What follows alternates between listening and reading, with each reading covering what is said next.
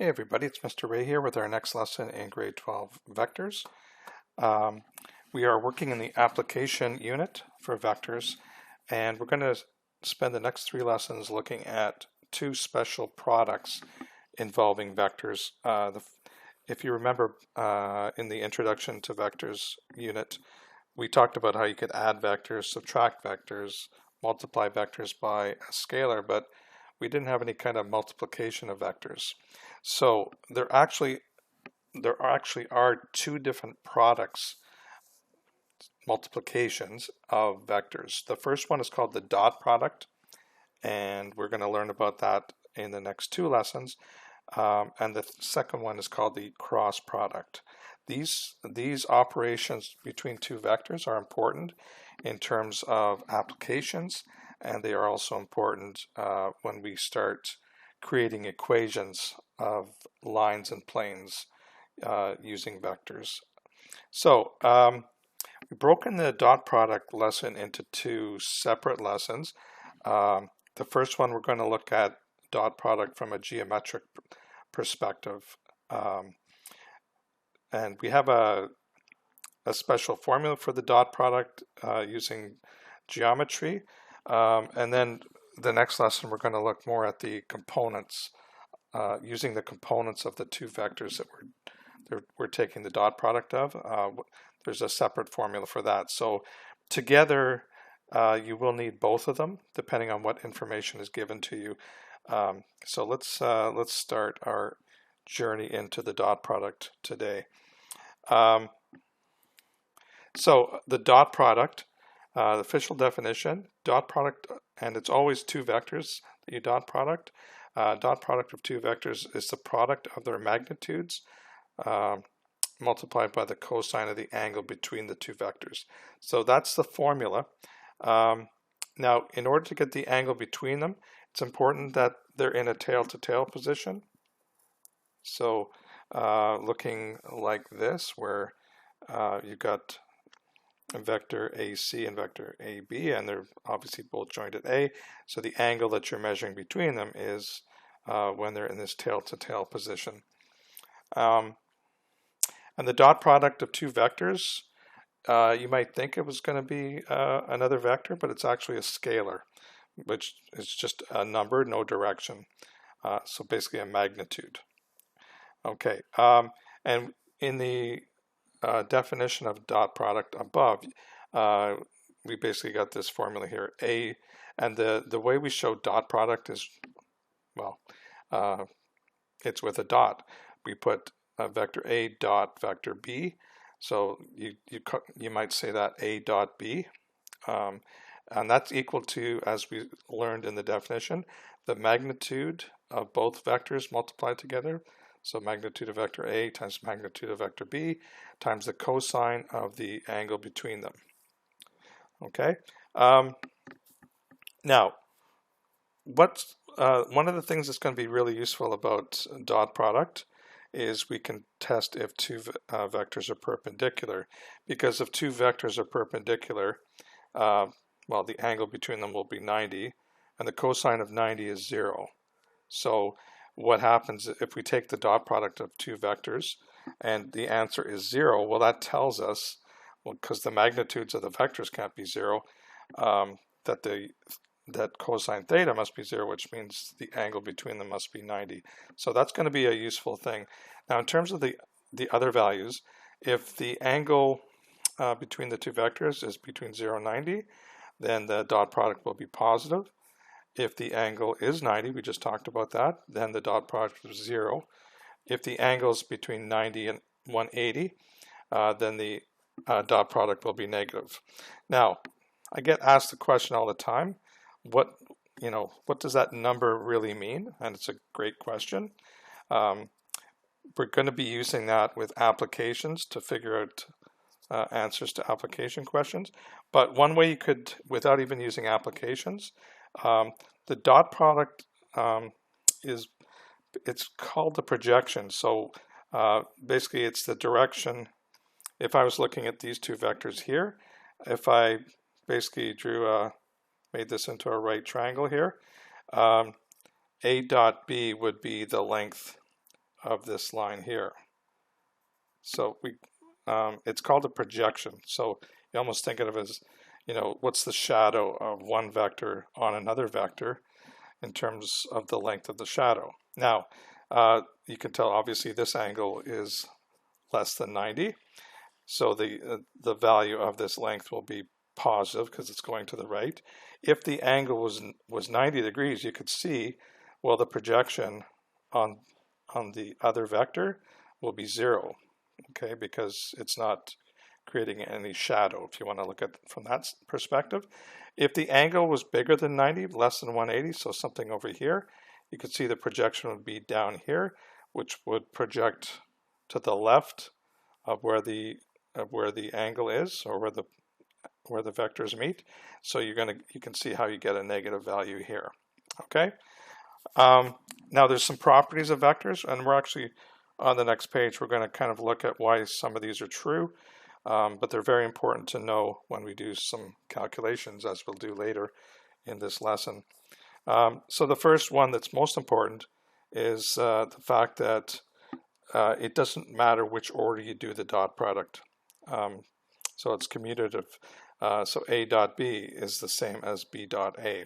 And actually, when we do the cross product, that's not true of the cross product. So keep that in mind, that you can do that with the dot product. You also have this distributive property. So if I added two vectors B and C and then did the dot product of that resultant vector with vector A, that would be the same as doing the dot product of A and B and adding that to the dot product of A and C. So it looks like you would expect it based on other normal operations like multiplication, but this isn't really multiplication. You can't just take it for granted that the rules will follow. We'll look at this and see that it's true. And if you did a dot product of a vector on itself, well, this is an interesting case, and we'll prove it on the next page. But if you have the same angle being dot product, well, the angle between that same angle is 0, and the cosine of 0 is 1. So it's basically going to be the magnitude of A times the magnitude of A itself times 1. So that's the same as the magnitude of A squared. So that's true of any vector. And if you applied that rule to the unit vectors, then these should be hats, by the way. So, I hat dot I hat, well, that's going to be the magnitude of vector hat squared, which is 1 squared.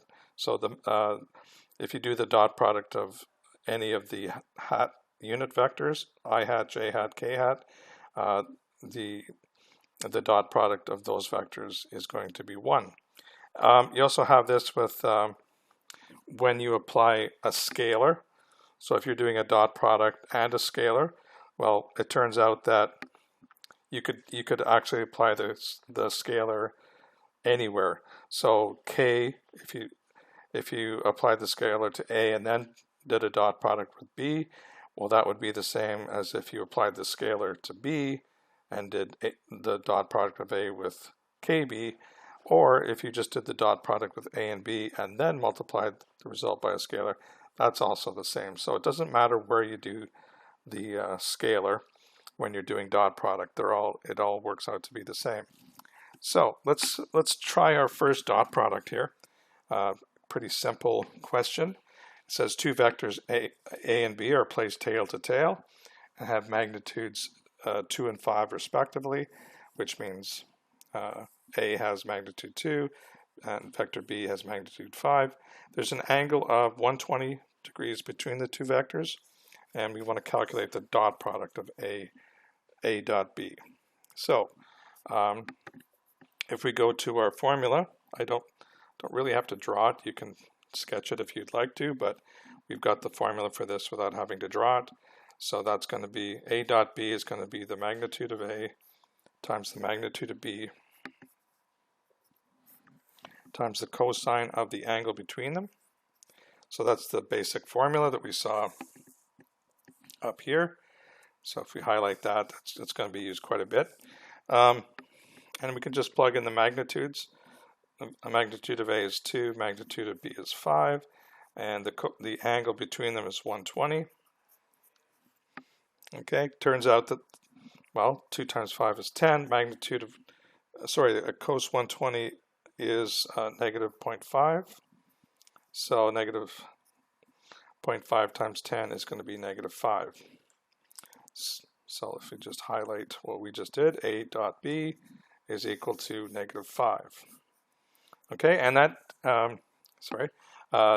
that agrees with what we talked about based on the angle between the two. Since the angle is between 90 and 100, we know that the dot product is going to be negative, because if we did the projection, you'd see that the projection would be to the left of where the vectors meet in terms of the angle. Okay, so that's the first little application of dot product. It's if you're given those three things, the two magnitudes of the vectors, the angle between it, it's very simple to create the dot product. Okay. So the next page is, it's an investigation, and this is from the textbook, but I've kind of pre-written some of the stuff here, so if you want to refer to the textbook for more details, I think this is pretty complete, but I just wanted to talk about some of these things. Some of those properties we've already mentioned that are true. Well, let's see why they're true. Okay, so the first one we're going to look at is why do we know A dot B is the same as B dot A? So we've got an example here of vector A and B, magnitudes 5 and 8 respectively. Angle between them is 60. So if we did the A dot B calculation like we just did on the previous example with different numbers, we would get cosine of 60 is 0.5, 0.5 of 40 is 20. So A dot B is 20. So now we're going to calculate B dot A, and so we could actually just use the same picture. The angles are in the same position. The angle between them is the same. So if I did B dot A, all we really change in the formula is the first term is the magnitude of vector B, and the second term is the magnitude of vector A. Well, it doesn't really matter what order those are in, because we're just doing a multiplication. The angle stays the same. So basically you're multiplying the same values together, and of course you get 20. So this kind of shows you why it doesn't matter what order you do the dot product of two vectors, the result will always be the same. So that's showing that property. The property where you have a dot product of a vector with itself, we sort of talked about this already. So if we're using one of these two vectors, A or B, so maybe vector A, so it's the magnitude of vector A times the magnitude of vector A times the cosine of the angle between them. Well, if the vectors that we're doing the dot product of are the same vector, well, the angle between them is 0, and cosine of 0 is 1. So basically this sort of cancels out, or at least it doesn't matter anymore. What matters is the product of the magnitudes, which happens to be the same because it's the same vector. So you can definitely see here the result would be 25 for A dot A, which is really the same as just the magnitude of A times itself, or squared. So you can see why that rule is true. Now this one's a little more complicated. It's when you're proving, we basically want to prove down here that this the dot product of the sum of two vectors is equal to the sum of the two dot products. So what we need to do is, we have this picture here, added this vector C, so we've got, magnitude of C has a magnitude of 4, so I could add that there, put these guys back on if you want to see them. Now, so I didn't really show all the work here, but based on our earlier work with the adding two vectors together, getting the magnitude of that, we use the cosine law for that, using a parallelogram or a triangle. So this would be the short form of that cosine law result. 80 minus 32 cos 60. Square root of all that is equal to 11.8. Okay, and then if we use that, using the sine law to get the angle between them, we'd see the angle between b plus c and vector A. The angle between them is 66.6. And now we've got all the information we need to see if these two are the same. So if we did the dot product of A with b plus c, well, now we've got b plus c's magnitude, and we've got the angle between them. So if we plug that in, we've got the magnitude of A plus the magnitude of b plus, times the magnitude of b plus c, multiplied by the cosine of the angle between them, and we get a result of 23.4 for that dot product. And if we took them separately and just did the dot products individually, we'd have, well, this was our original A dot B from above, 5 times 8 times cos 60. And if we did the dot product with A and the new vector C, well, you can see the angle between them is 80. So 5 times 4 times cos 80, that's equal to 20 from the 4 plus 3.4 here, which equals 23.4. So we've actually showed that these two results are exactly the same. And you could extend that to any vectors. This will be true. Okay, so this is basically looking at what did we just discover? We discovered this is true, and we call this distribution over vector addition. So basically doing dot product of a vector, which is a combination of two other vectors. Now this one here is interesting. Remember we said that the dot product of two vectors is going to be a scalar. Okay, so if we tried to do something like this, where we're basically doing two dot products in a row, so the dot product of A and B times with the dot product with the vector C, or if we change the order, well, none of these actually make any sense, because whichever one I do first, I get a scalar, because that's the result of a dot product. But when I try to do the second dot product, well, the dot product has to have two vectors to be dot product, and here you've got a scalar dot product with a vector, and the same thing over here. So you definitely can't do an operation with two dot products in a row.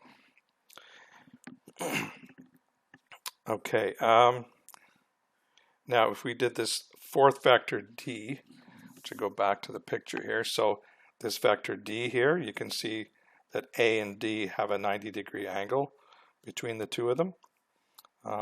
So if we did a dot product, so we've got the magnitude of D is 3, that's not really going to matter. What will matter is as soon as we try any of these dot products, A dot D, A dot negative D, negative A dot D, and negative A dot negative D, well, the angle between all these pairs of vectors will be 90 degrees. Okay, and if you go back to the dot product formula, we're going to be using cos of that angle, and cos of 90 is going to be 0. So the dot products of all of these is going to be 0, since those angle between the two vectors is perpendicular. And this is something that we're going to actually use in the opposite direction. If we wanted to discover if two vectors are perpendicular, we could do the dot product and see if it equals 0. Okay, probably be doing more of that in the next lesson than this lesson. And the last property here, this makes total sense. If you had a 0 vector, remember a 0 vector has no direction, no magnitude. If you did a dot product with any vector and a 0 vector, well, because the magnitude of the 0 vector is 0, well, it doesn't matter what magnitude of A is, and there's no such thing as the angle between them. So basically the dot product of any two vectors where one of them is a 0 vector is going to be a 0 result. Okay, so that's just kind of a little bit of background investigation. Why are some of these properties true? The thing is, you can't just assume that the dot product will act like number multiplication, because these are vectors, not numbers. Okay, couple of, maybe 3 more examples, I think. First one here says if if magnitude of vector A is root 7, calculate A dot A. Well, if we do that,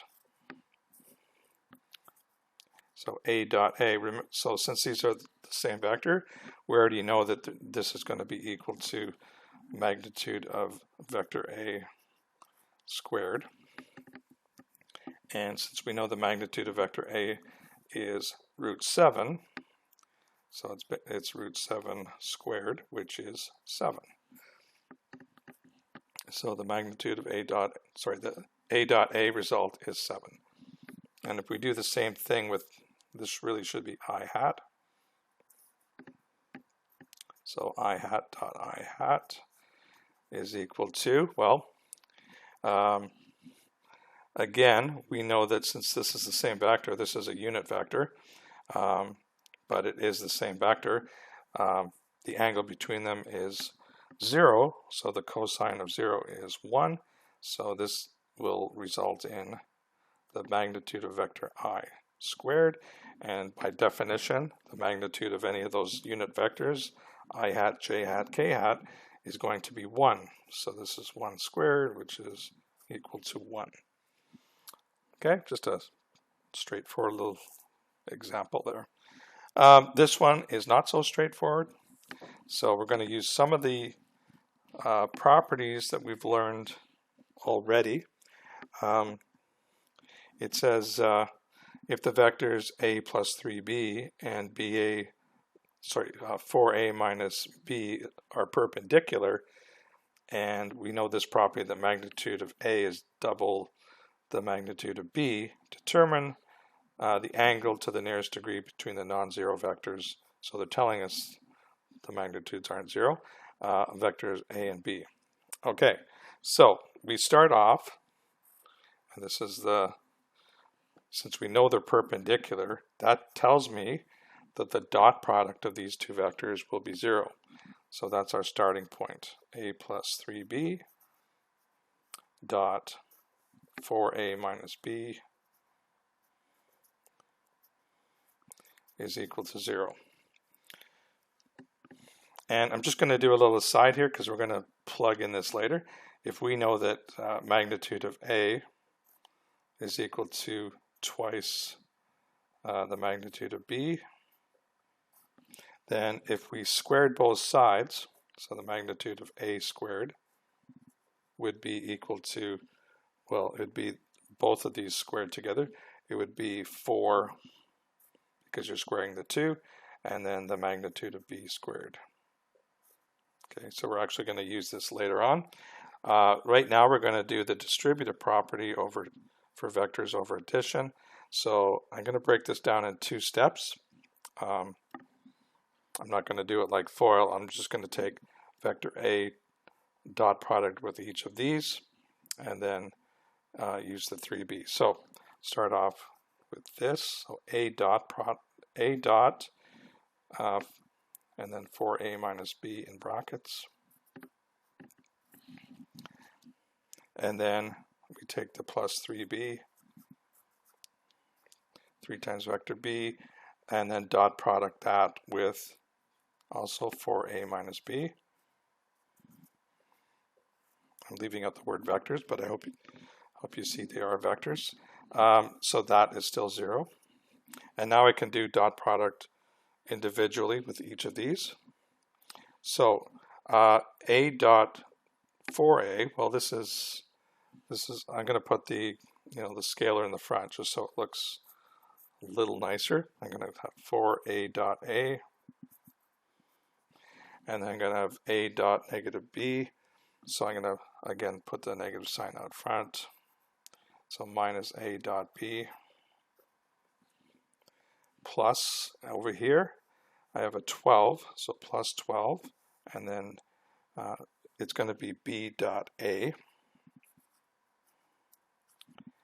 So I've done that one, and then the last one would be the 3b dot negative b. So that would be negative 3b dot b.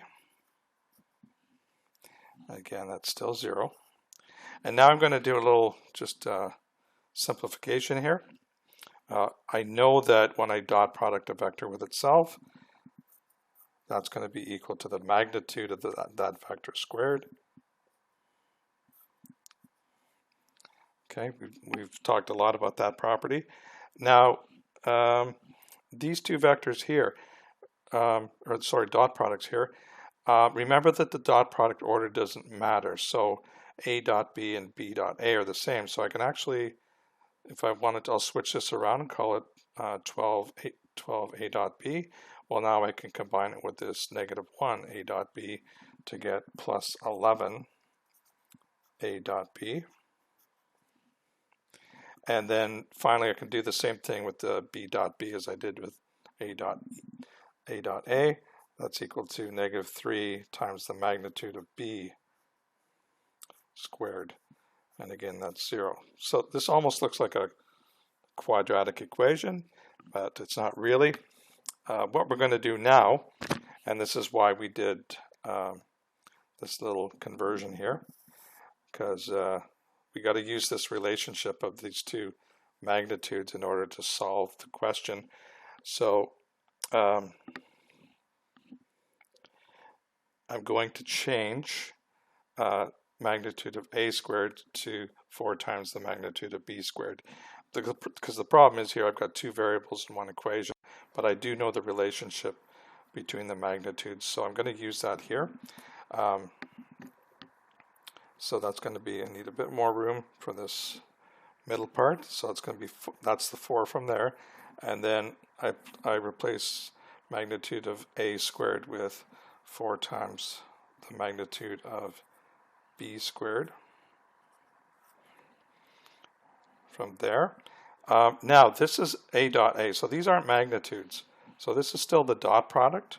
So I'm going to replace the a dot b with the actual formula. So I put the 11 out front. Now a dot a is going to be magnitude of, well, it's going to be the magnitude of a. I'll save myself a line here and just replace magnitude of a with 2 times magnitude of b. So that was really magnitude of a, because the formula for a dot b would be magnitude of a times magnitude of b. So I'll put that there too. Maybe put it in brackets just so it's a little clearer here. Or maybe not. That's a multiplication. So magnitude of b times magnitude of b. And don't forget, we have to do the cosine of the angle between them. Okay, and it almost seems like we're going backwards here because I just removed the any references to vector A by replacing it with its comparable vector B characteristics.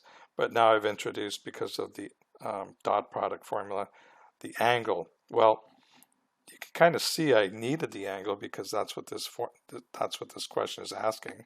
So that's good news. But now, well, let's just see what happens, because I've still got two variables again. And if I've only got one equation, that may be tough to solve. So let's see where this goes. So that basically this whole thing here is 11 times a dot b, and then I still have my minus 3 magnitude vector b squared, and that's equal to 0.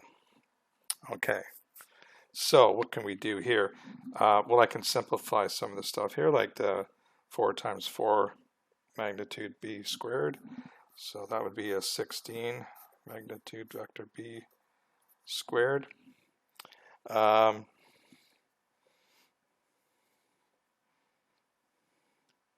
So I've got my 2b, so that would be 22. Well, let's move this what we have over here right out to the front again, because you can see I'm going to be able to combine those two. So 3 times magnitude of vector b squared. So I've just moved that over. I've still got to put this, but let's break this out. So that's 11 times 2, which is plus 22. And then I've got magnitude of b times magnitude of b, so I can change that to magnitude of b squared and times cos theta. Okay, I've taken care of that, so this is equal to 0 still. So we can do a little bit of work here. I can combine these two. 16 minus 3 turns out to be 13, magnitude of b squared. And I still got my 22. So it looks sort of promising here. I've got 2 magnitude of b squareds, but fortunately this one's multiplying with a cos theta, so I can't combine them. But what I can do is I can isolate for cos theta. So I'm going to do kind of 2 steps in one here. So the first thing I would do, I'd subtract this term from both sides, and then I'm going to divide both sides by this. So that will result in negative 13 times magnitude of b squared divided by the 22 magnitude of b squared. And something amazing happens here, because I can see that I can actually cancel out the magnitude of vector b squared. They're the same. So all I have to do, so it really doesn't matter what the magnitude of b is, or even a at this point. So I can take the cos inverse of this, and I will get theta is equal to 126.2 degrees. And that is our answer. So that's quite a question, but hopefully it points out some of the math that we do when we're working with the dot product and using the distributive property and the commutative property with a dot b is the same as b dot a. So that was a long question, but hopefully it showed you a few things about vector math using dot product. One last question here. Won't be as long as the last one, thankfully. So they're kind of giving us if the magnitude of vectors x plus vector y is the same as the magnitude of those same vectors subtracted, prove that these two non-zero vectors x and y are perpendicular. So I'm going to draw a little sketch. So I'll almost assume they're perpendicular. So I've got vector x here. I've got vector y going up.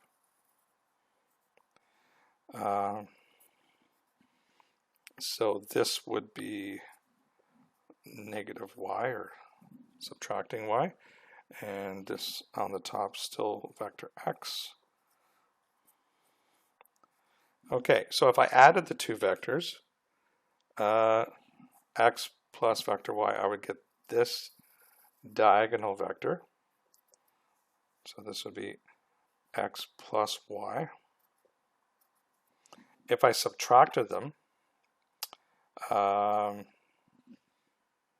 that's going to be, well, if I reversed, instead of x minus vector y, if I did minus vector y plus x, it would be this perpendicular going the other way.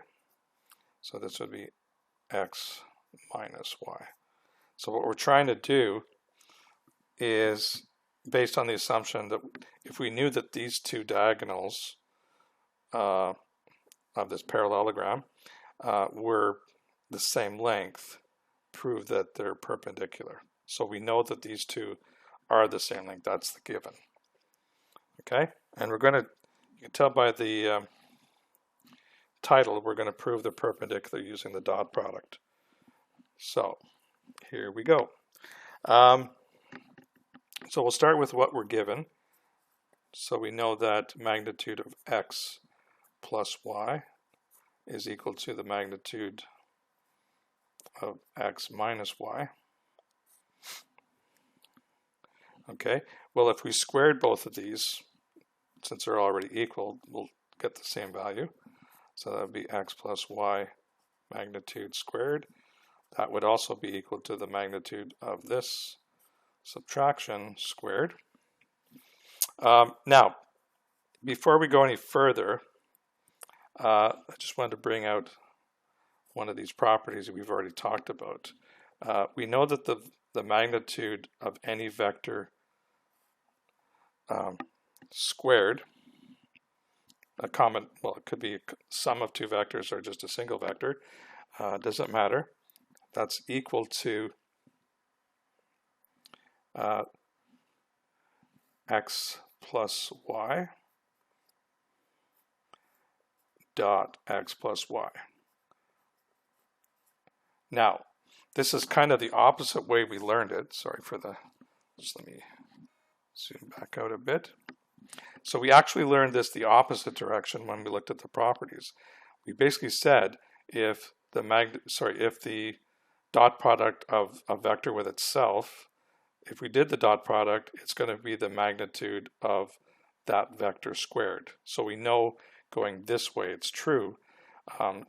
By a similar comparison, we know that x minus y magnitude squared is equal to x minus y dot x minus y.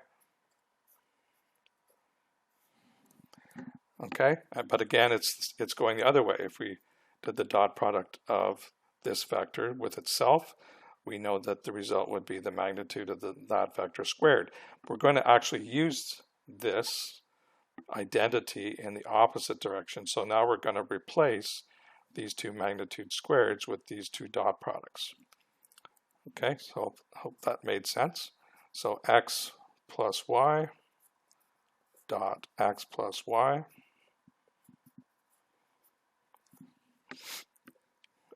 is equal to x minus y dot x minus y. Okay, now we can actually do something with this, whereas we couldn't really have done much with what we had before. We can actually use the distributive property here, and I'm going to do everything pretty much at once here and use it almost like a FOIL. So the first thing I'm going to do is dot product x with itself, and I know that's going to be equal to the magnitude of x, vector x squared. Okay, might as well put in the same thing for y. So if I dot product y with itself, I get magnitude of y squared. Now if I do the other two dot products, it would be x dot y and y dot x. We know those are actually the same. So I basically have, if I can combine those into plus 2 x dot y.